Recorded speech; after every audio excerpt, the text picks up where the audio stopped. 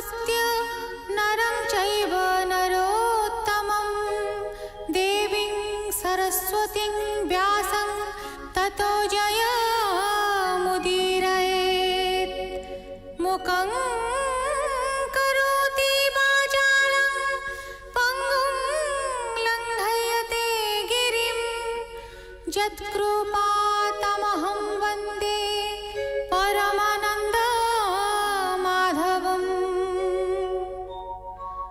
निगमकल्पतरोर्गलितं फलं सुखमुखादमृतद्रव संयुतं पिबत भागवतं रसमालयं मुहुरहो रसिका भुवि भावुकाः।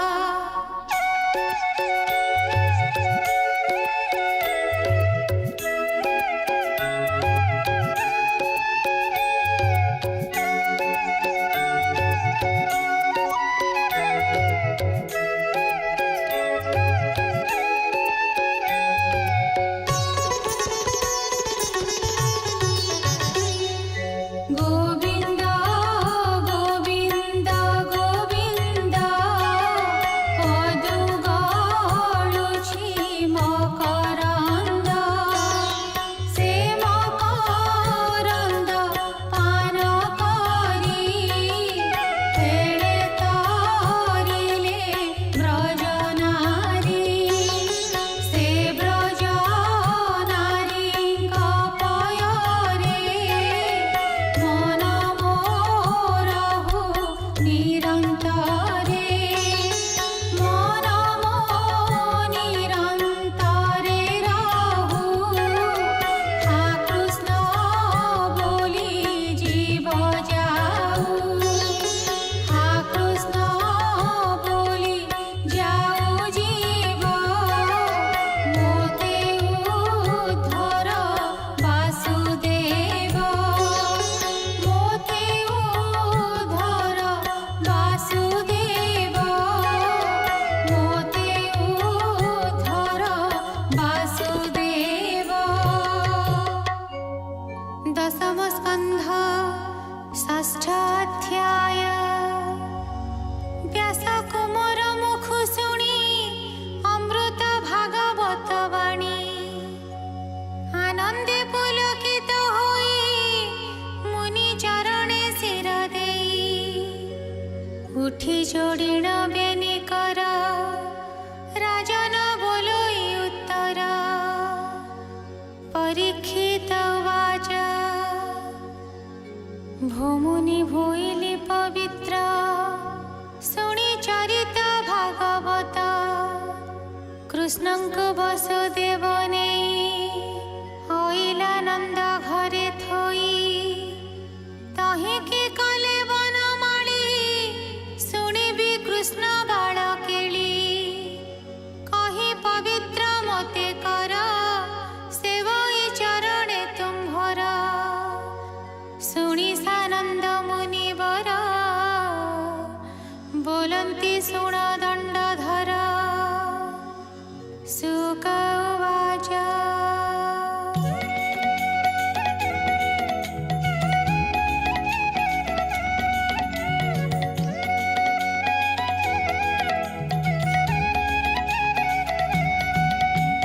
निद्रा जगत मोहिथिला पालटी वसुदेव नेला देवकी कोଳରେ रखिला कंसर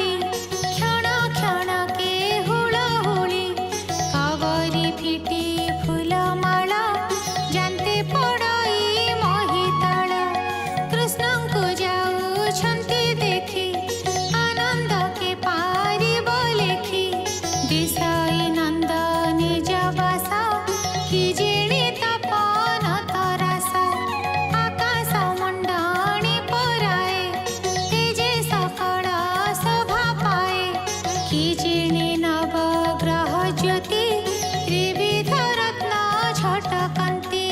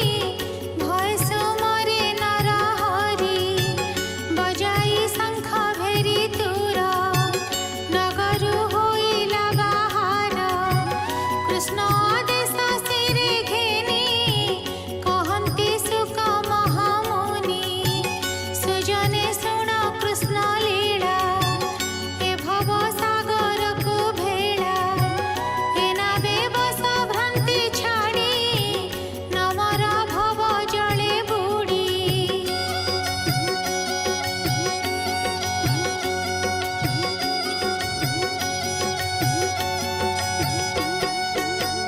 पत्नी तनय गृहवास एणे न करिब विश्वास संपद स्वप्न प्राय दृश्य तेणे न कर तुम्भे आस निरते चिंतन हरि नामर शून्य कोल करी गोविंद नामे ज्ञान रस कहई जगन्नाथ दास इति श्रीमद्भागवते महापुराणे पारमहंस्यां संहितायां दशमस्कन्धे पूर्वार्धे नन्दवसुदेवसङ्गमो नाम षष्ठोऽध्यायः।